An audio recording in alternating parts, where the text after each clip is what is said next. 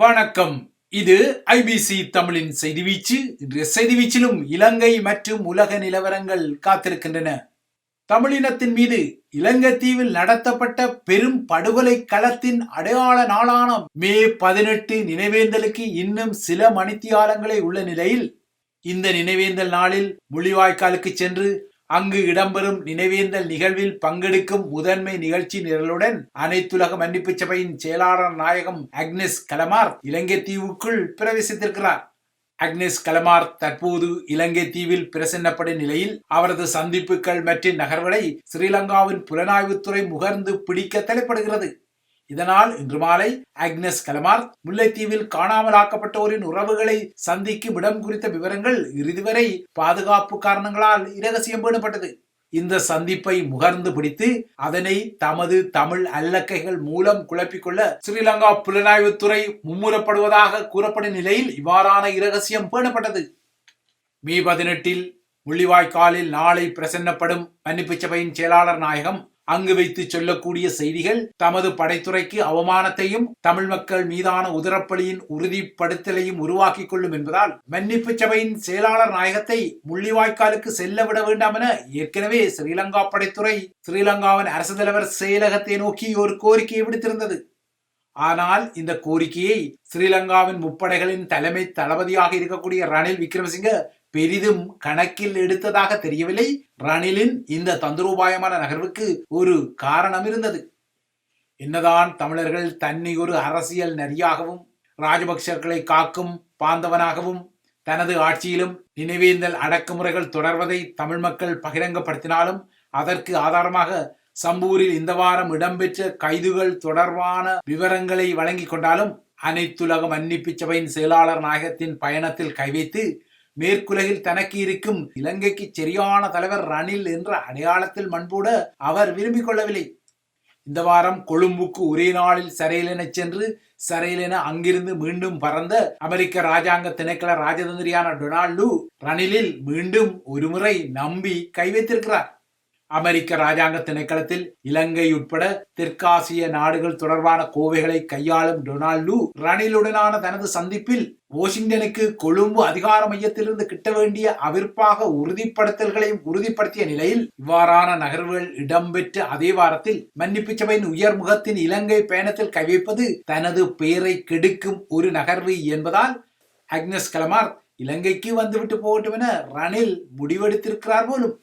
ஆனால் இதற்கு மறுதலையாக அக்னஸ் கலமார்த்தின் இலங்கை சந்திப்புகள் மற்றும் நகர்வுகளை ஸ்ரீலங்காவின் புலனாய்வுத்துறை தன்னால் இயன்றவரை முகர்ந்து பிடித்து வருகிறது. அவரை சந்திக்கும் உள்ளூர் முகங்கள் குறித்த விவரங்களையும் அது திரட்ட தலைப்படுகின்றது. மன்னிப்பு சபையின் செயலாளர் நாயகம் என்ற பொறுப்பில் அக்னஸ் கலமார்த்தின் தெற்காசியாவுக்கான முதல் பயணம் இது. எதிர்வரும் 24ஆம் தேதி வரை இலங்கையிலும் நேபாளத்திலும் அவருக்கு நிகழ்ச்சி நிரல்கள் உள்ளன. நாளை முள்ளிவாய்க்கால் நினைவேந்தலில் அவர் பங்கெடுப்பது ஒரு முக்கியமான பதிவு. ஏனெனில் உலகின் முக்கியமான மனித உரிமை அமைப்புகளில் முதன்மை அமைப்பாக கருதப்படும் மன்னிப்பு சபையின் செயலாளர் முள்ளிவாய்க்காலில் ஆயிரக்கணக்கான உள்ளூர் மக்கள் கூடி நினைவேந்த நிலையில் அவர்களுடன் இணையும் முக்கியமான உலக பிரபலமாக அவர் பதிவு பெறுகிறார். இவ்வாறான ஒரு நிலையில்தான் முள்ளிவாய்க்காலில் கொல்லப்பட்ட தமிழ் மக்களின் தொகை வெறும் 7221 என்ற புனைவு கதையை மீண்டும் ஒருமுறை வெளிப்படுத்திய ஸ்ரீலங்காவின் இனவாத சண்டிய வகையரா தொகையரா மார்க் அட்மிரல் சரத் வீரசேகர ஸ்ரீலங்காவின் போர்க்குற்ற ஆதாரங்கள் உறுதிப்படுத்தப்பட்டால் அது தனித்தமிழீழத்தை உருவாக்க தலைப்படும் என்ற பதற்றத்தை வெளியிட்டிருப்பதையும் இங்கு அவதானித்துக் கொள்ள வேண்டும்.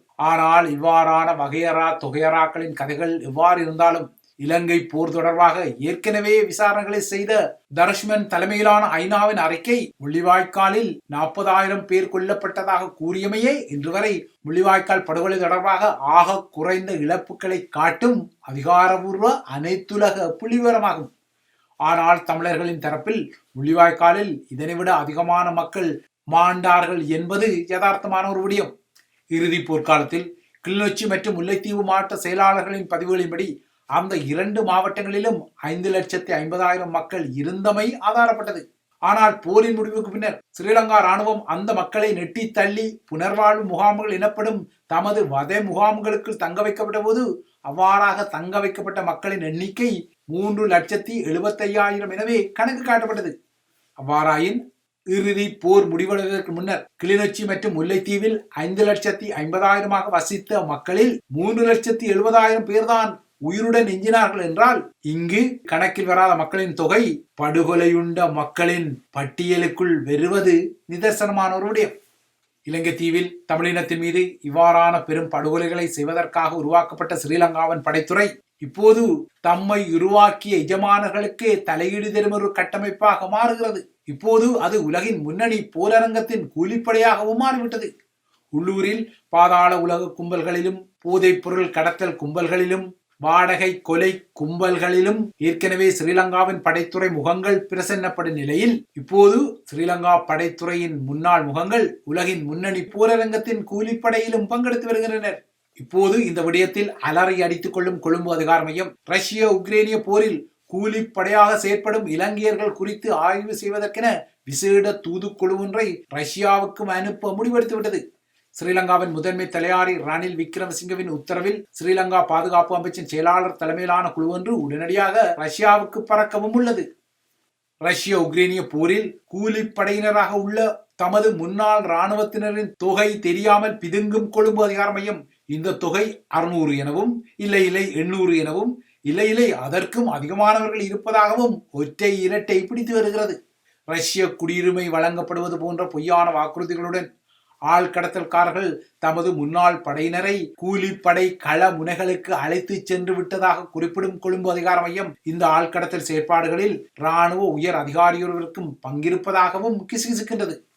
இவ்வாறான நிலையில் ஸ்ரீலங்காவின் வெளிநாட்டு வேலைவாய்ப்பு பணியகத்தின் சிறப்பு புலனாய்வு பிரிவு நேற்று முன்தினம் ரஷ்ய உக்ரைனிய களமுனைக்கு கூலிப்படையினரை அனுப்பும் வலையமைப்பில் உள்ள மேலும் 2 வளைத்து பிடித்ததாக குறிப்பிடுகிறது. ரஷ்ய இராணுவத்தின் குடிசார் சேவைத்துறையில் வேலை வாய்ப்புகள் வழங்கப்படும் என உறுதியளித்து அவ்வாறாக அனுப்பப்பட்ட ஒவ்வொரு நபரிடமிருந்து 15 லட்சம் ரூபாவை பெற்றுத்தான் இவர்கள் உக்ரைனிய போர்முனைக்கு கூலிப்படைகளை அனுப்பிய சூத்திரதாரிகள் எனவும் கூறப்படுகின்றது. ஆக மொத்தம் தமிழர்கள் மீதான ஒடுக்குமுறைக்காக கொம்பு சீவி விடப்பட்ட பெரும் பட்டாளம் இப்போது கொம்பு சீவி விட்டவர்களுக்கே குடைச்சல் கொடுப்பது முள்ளிவாய்க்கால் பேரவலத்தின் 15ஆம் ஆண்டு நினைவேந்தல் பின்னணியில் தெரிவது அவலத்தை விதைத்தவன் அதனை அறுவடை செய்யும் ஒரு எதிர்வினையாக பதிவாகியுள்ளது. ஸ்ரீலங்காவின் அதிர்வு இவ்வாறு இருக்க, இன்னும் சில முள்ளிவாய்க்கால் பகுதியில் நாளை தமிழ்மக்கள் மீண்டும் ஒரு முறை ஒன்று கூட இருந்தாலும் இந்த முறையும் இந்த நிகழ்வில் தனது உடல் இயலாமையால் பங்கெடுக்க முடியாத தமிழரசு கட்சியின் பெருந்தலைவர் விழிப்பு இராசம்பந்தன் தமிழர்களின் தரப்பில் ஸ்ரீலங்காவின் அரசு தலைவர் தேர்தலை மையப்படுத்தி ஒரு பொது வேட்பாளரை களமிறக்குவது ஒஸ்லோ இணக்கப்பாட்டை சிதைக்கும் என்றால் அதற்கு ஒருபோதும் தனது கட்சியான தமிழரசு கட்சி துணை போகக்கூடாது என அலறுகிறார். இராசம்பந்தன் இந்த அலறலை தன்னிடம் வெளிப்படுத்தியதாக சுமந்திரன் கூறிக்கொள்கிறார். நாளை மறுதினம் தமிழரசு கட்சியின் மத்திய செயற்குழு பொது வேட்பாளர் விடயத்தில் இறுதி முடிவை எடுக்க உள்ளதான நிலையில் பொது வேட்பாளர் என்ற விடயத்தில் ஸ்ரீதரனும் மாவை சேனாதிராஜாவும் சம்மதமாக தலையாட்டுவதாக கூறப்படும் பின்னணியிலும் இராசம்பந்தனின் இந்த பதைபதைப்பு வந்திருக்கிறது. உள்ளக சுய நிர்ணய உரிமையின் அடிப்படையில் இணைந்த வடக்கு கிழக்கு சமஷ்டி முறையிலான அதிகார பகிர்வு என்பதுதான் அனைத்துலக மட்டத்தில் ஸ்ரீலங்கா அரசும் தமிழர் தரப்பும் இணங்கிக் கொண்ட விடயம் என்பதால் பொது வேட்பாளர் என்ற விடயம் இந்த இணக்கத்துக்கு பாதிப்பு ஏற்படும் என இராசம்பந்தன் புதிய வியாக்கியானத்தை வழங்கியுள்ளார். ஆகையால் பொது வேட்பாளர் என்ற விசப்பரீட்சையை செய்வதற்கு தமிழரசு கட்சி இணங்கக்கூடாது, துணை போகக்கூடாது என தன்னை கொழும்பில் சந்தித்த போது குறிப்பிட்டதாக சுமந்திரன் கூறுகிறார்.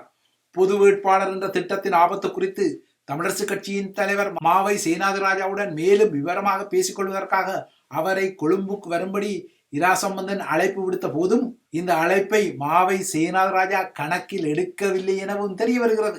இதே விடயம் குறித்து ஸ்ரீதரனுடனும் இராசம்பந்தன் பேசியதாக கூறப்படுகிறது. இவ்வாறான ஒரு பின்னணியில்தான் தமிழர் தரப்பில் பொது வேட்பாளர் நிறுத்துவது என்பது முட்டாள்தனமான முடிவு என இராசம்பந்தன் தன்னிடம் குறிப்பிட்டதாக சுமந்திரன் குறிப்பிடுவதால் உண்மையில் இராசம்பந்தன் இதனை சுமந்திரனிடம் கூறினாரா என்பதுதான் இப்போது விடை தெரிய வேண்டிய ஒரு வினாவாகவும் உள்ளது.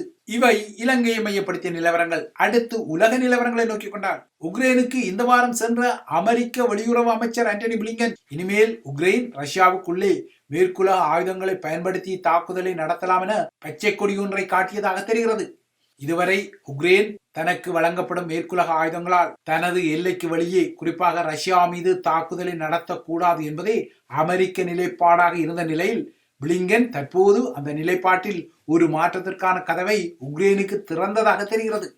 ரஷ்ய எல்லைக்குள் தாக்குதல் நடத்திய உக்ரைன் இதுவரை இந்த தாக்குதல்களில் தனது சொந்த தயாரிப்பான ஆளில்லா விமானங்களையும் தனக்காக இயங்கும் புராக்சி ஆயுததாரிகளையும் கொண்டே இவ்வாறான ஊடுருவல் தாக்குதல்களை ரஷ்யாவுக்குள் நடத்தியிருந்தது. இந்த நிலையில் அமெரிக்கா இப்போது வழங்கிய பச்சை கொடி காரணமாக இனிமேல் அமெரிக்க ஆயுதங்களும் ரஷ்யாவுக்கு உள்ளே நடத்தப்படும் உக்ரைனிய தாக்குதல்களில் பயன்படுத்தப்படக்கூடும்.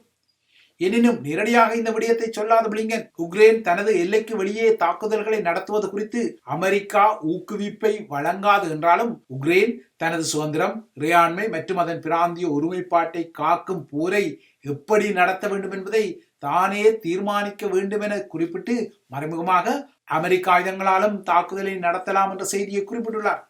இதற்கிடையே ரஷ்யா கடந்த 2022 ஆண்டு விண்வெளிக்கு அனுப்பிய செயற்கைக்கோள் அணுசக்தி சாதனங்களை கொண்ட செயற்கைக்கோள் என்பது தற்போது அமெரிக்காவால் உறுதிப்படுத்தப்பட்டுள்ளது.